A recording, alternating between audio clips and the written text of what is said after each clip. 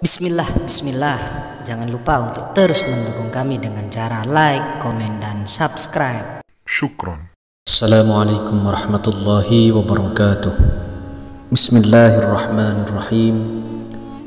Allahumma salli ala sayyidina Muhammadin nurika sari wa madadikal jari wajma'na bihi fi kulli atwari wa ala alihi wa sahbihi wa sallim ya nur. Perkara jodoh adalah cerminan dari diri kita masing-masing. Jika diri kita baik, maka Allah akan menjodohkan dengan pasangan yang baik pula. Begitupun sebaliknya, jika diri kita buruk, maka akan mendapatkan jodoh yang buruk pula.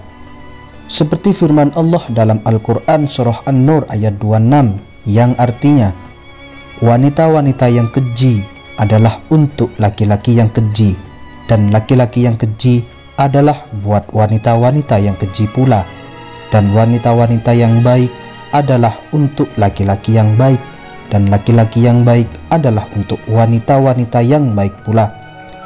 Mereka yang dituduh itu bersih dari apa yang dituduhkan oleh mereka yang menuduh itu. Bagi mereka ampunan dan rezeki yang mulia, surga. Selama diri kita menjadi muslim yang baik, tentunya Allah akan mendatangkan yang baik pula jodoh kita. Maka sibukkanlah waktu untuk memperbaiki diri. Allah akan datangkan pasangan yang tepat pada waktu yang tepat. Namun mengapa masih ada pasangan yang salah satunya jelek perilakunya, sedangkan yang satunya selalu taat kepada Allah? Maka bisa jadi Allah memberikan pasangan tersebut ujian dan menjadikan yang tidak baik itu akan menjadi lebih baik. Karena jika sabar menerimanya, Allah akan memberikan suatu kebaikan yang tidak pernah terbayangkan. Ada suatu kisah teladan seorang istri dalam suatu kitab disebutkan, ada pedagang soleh kaya raya tinggal bersama seorang istrinya. Suami soleh itu setiap hari berangkat ke pasar untuk membuka tokonya. Suatu hari ada pembeli perempuan memakai cadar, namun cadarnya tersibak oleh angin. Laki-laki tersebut terpana melihat sekelibat kecantikan wanita bercadar hingga pikirannya buyar. Pada saat yang sama, wanita bercadar itu pun bertanya kepada laki-laki tersebut bahwa ia ingin menjadi istrinya. Wanita tersebut tidak meminta apapun asalkan laki-laki itu soleh. Laki-laki itu berpikir keras bagaimana menghadapi situasi saat itu, mengingat ia mempunyai seorang istri. Dan wanita ini sepertinya solehah juga cantik. Akhirnya ia menyetujui untuk menikahi wanita tersebut tanpa sepengetahuan istri pertamanya. Waktu yang ia habiskan dengan istri kedua hanya dari sebelum zuhur dan sesudahnya. Selebihnya ia gunakan waktu seperti biasa hingga istirahat. Setelah beberapa lama, istri pertamanya datang berkunjung untuk mengantarkan makanan ke toko suaminya. Namun suaminya tidak ada di tempat. Maka sang istri pertama bertanya kepada khodamnya tentang keberadaan suaminya.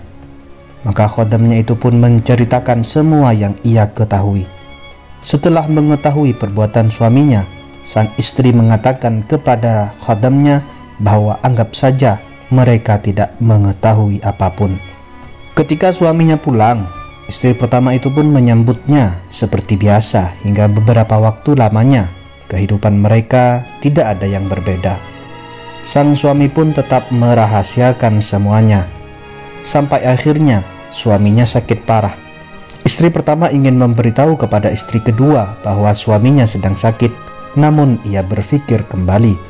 Hal itu takut membuat suaminya marah karena istrinya sudah tahu rahasianya. Akhirnya ia pun diam saja hingga suaminya meninggal. Setelah meninggal dan pembagian harta waris, istri pertama itu mengambil bagian istri kedua dan memerintahkan kepada khodamnya untuk memberikan kepada istri kedua. Ketika khodamnya datang ke rumah istri kedua berkata bahwa sebelum sakit parah suaminya telah menceraikannya. Dari kisah tersebut Allah pasti sudah menggantungkan kebaikan bagi istri pertama yang sabar tersebut, di mana tidak menuntut dan tetap diam bersabar menunggu suaminya menceritakan rahasianya. Wallahu a'lam bishawab.